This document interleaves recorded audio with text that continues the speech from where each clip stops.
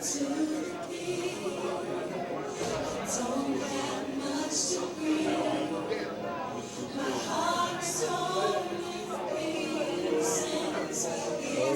come let's come on.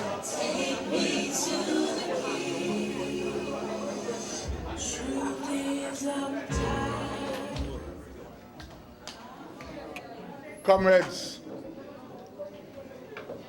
comrade chairman, officers of the party, comrades, members of the NEC. Comrades, I believe myself that this has been a good meeting of the National Executive Council. I was not able to be here till the end of the session yesterday evening, but it is the first for a long time that the People's National Party Executive Council has deliberated into the evening to do the affairs of the party. We are not necessarily believing that long hours mean productive hours, but it is good that we are willing to spend the necessary hours to advance the interests of the party. The matter regarding the selection process that will be underway in Southwest St. Andrew is now behind us.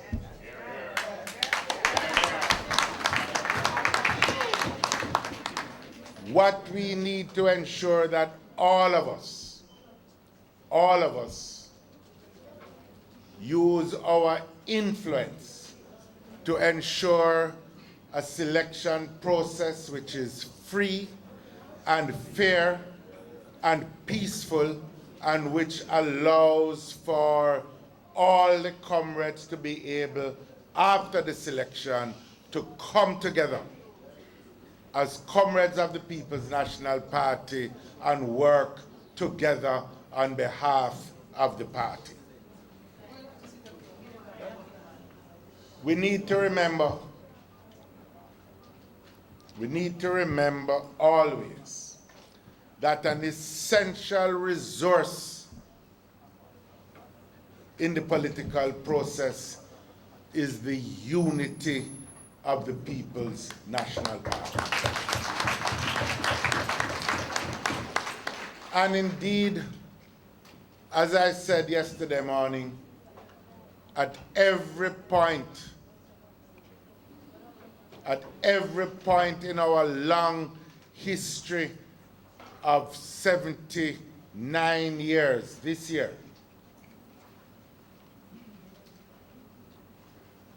our electoral fortunes have always been strongest when we are unified and working together as a single team. And to that end, our decision today to establish a protocol as to the conduct of comrades in this age of new media, social media, and the new arrangements within the traditional media is essential, because all the people of the country and all the comrades, not just the 200 here, but the hundreds of thousands who are depending on us, depend on us to conduct ourselves well in the media world so that we don't damage their inheritance in the People's National Party, which is the only vehicle that they have to have their aspirations as citizens realized. And many, we can't afford people who have tunnel vision or allow their own personal interests to dominate the long-term interests of the Jamaican people, which is in having an effective and vibrant People's National Party.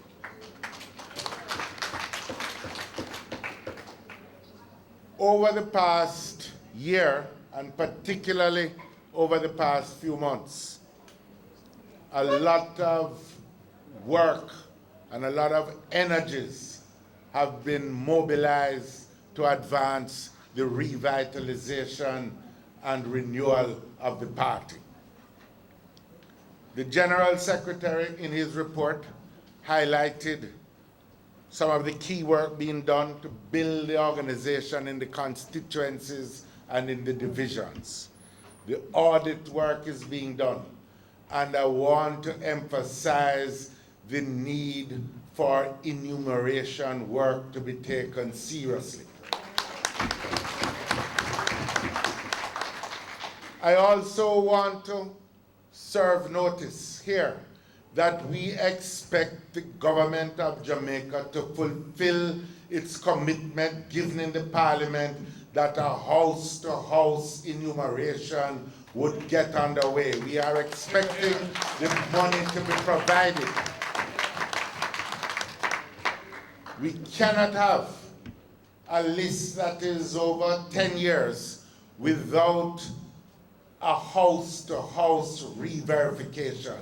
The country, our democracy, depends on everyone being satisfied that the list on which elections are contested is a list that is an accurate list, an honest list, and is in keeping with the electoral laws of the country.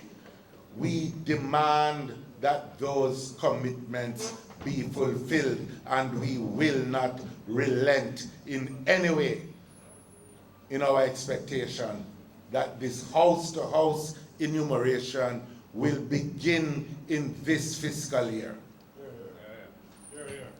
Comrades, we also have work being done in the YO, the Patriots, the commissions. You have received the commission's reports. And today I was particularly pleased with the level of participation when we received the reports from the National Land Ownership Commission of the party that has been set up, and from the New Economy Commission that has been set up. In the course of the next week,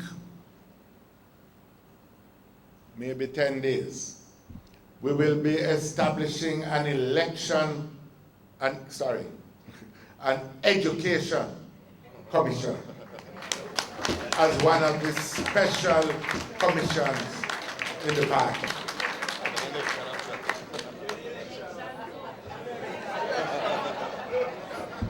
So we will get to the election.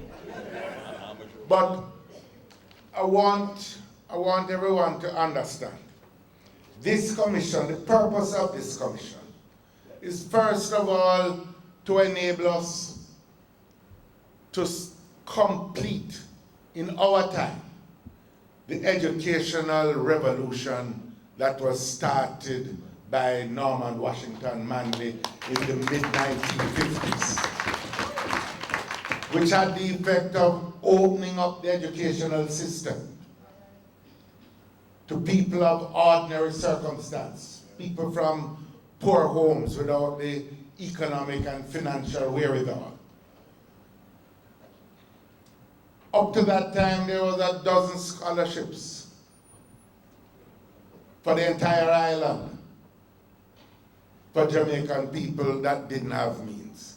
Many of us here, including myself, consider ourselves to be the beneficiaries of that educational initiative started by Norman Manley.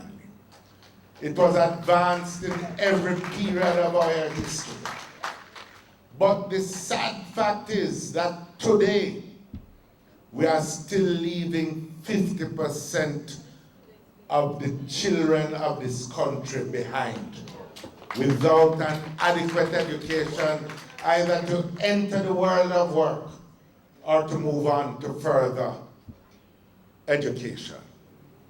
We are wasting a vital human resource, and we can't do it.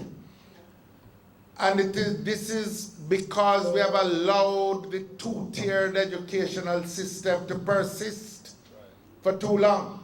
I was in St. Thomas with Comrade Ferguson over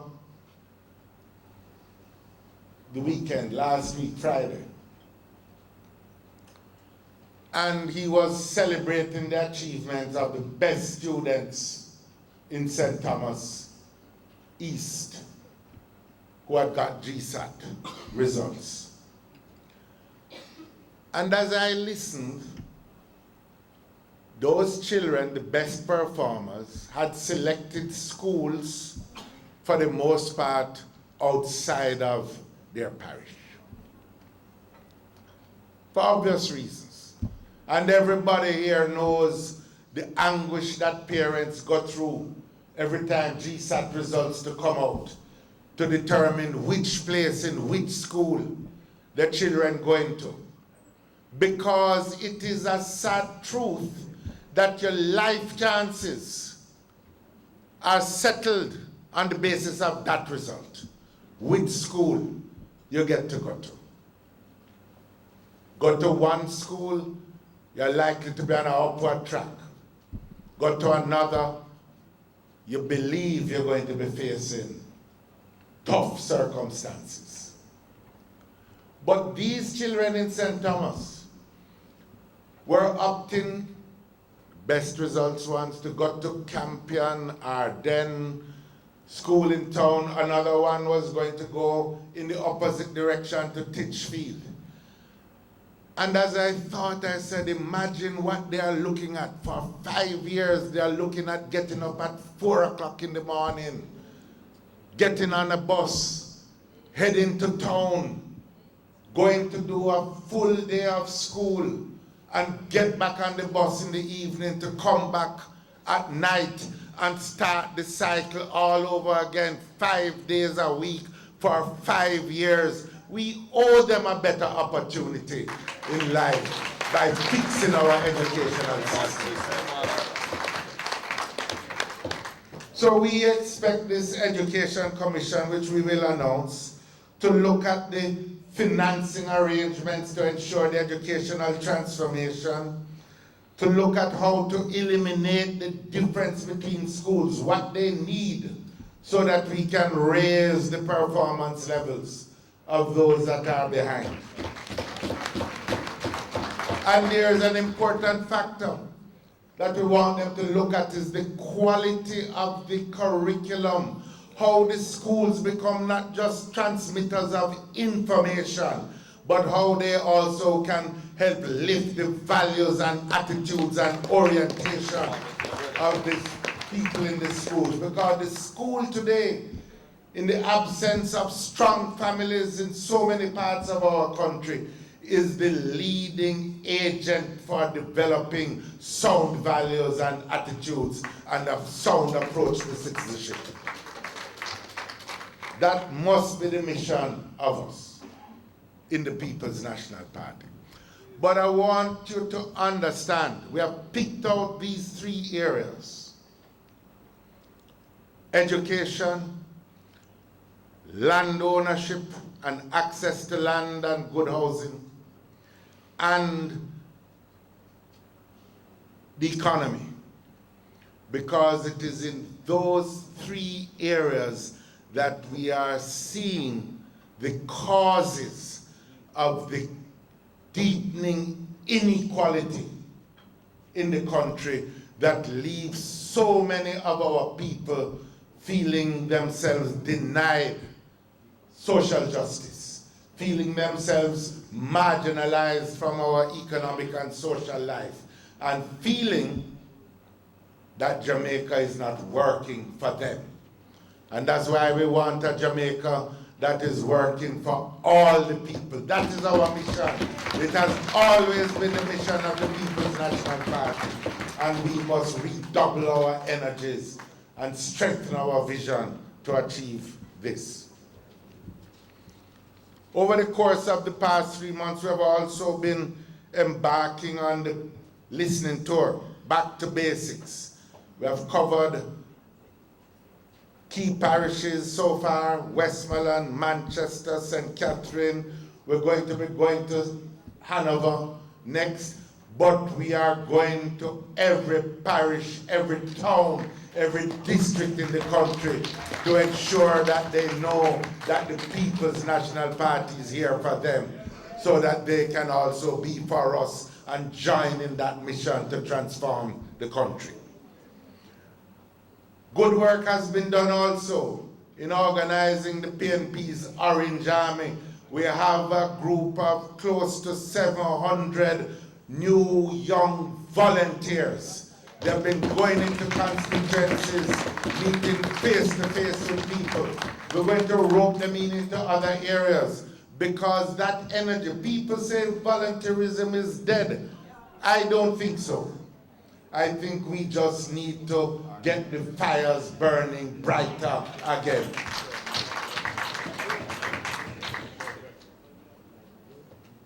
Everywhere we go on the listening tour, people are looking to the People's National Party to have effective answers to the problems that they encounter in everyday life. Whether it is the disabled community that Senator Morris spoke about, and the parents of children with special needs who can't find either the money or the institution to send their child to. Whether it is the nurses and the medical personnel at Cornwall Regional who came to us and said, we need coverage for our medical expenses. We work in the health sector, but our medical expenses haven't been affected by the mold at the institution are not being effectively covered. Whether it is the people in the markets that are complaining about the economic doldrums into which they find themselves and the country finds itself as growth targets are missed. All these people are looking to the People's National Party to have effective answers for them. And it is our duty to be able to fashion the answers and reach out to them.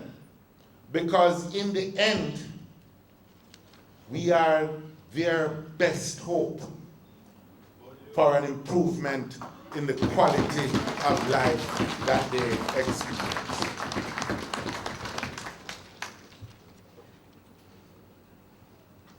We have to be clear, comrades, what is our purpose? Our purpose is not just simply to win a larger share of a dwindling electorate. Our party was founded on a larger mission of national development. Our party existed before the right to vote. We struggled for the right to vote, not because we were seeking power, but because we had a vision of a Jamaica that worked for all the people. That was Norman Manley's vision. Many Jamaicans are giving up on that vision. And it is our purpose now to revive that vision and that mission. But it is a mission that needs us to reach out to the many patriotic Jamaicans and give them hope. Once again, it is, if we are to do that, we have to assure them also that we are a party that maintains the highest standards of integrity, not only in our own internal affairs, but in our guidance of the nation's affairs. We have to assure them that we are a party of discipline. Because ultimately, the task of building the better Jamaica on which we are embarked is a task that can't just rest with governments. And Jamaica does not belong to political parties. Jamaica belongs to all its people, and we have always had a vision of ourselves as being just a more visionary, more advanced segment of the Jamaican people, walking together with them, hand in hand, till we get to the mountaintop of development and advancement for all the people. But there is even more urgency to our task. No. Because in the space of 16 months of the JLP administration, we have seen an administration which has perhaps manifested the crassest behavior of any government in the history of the country.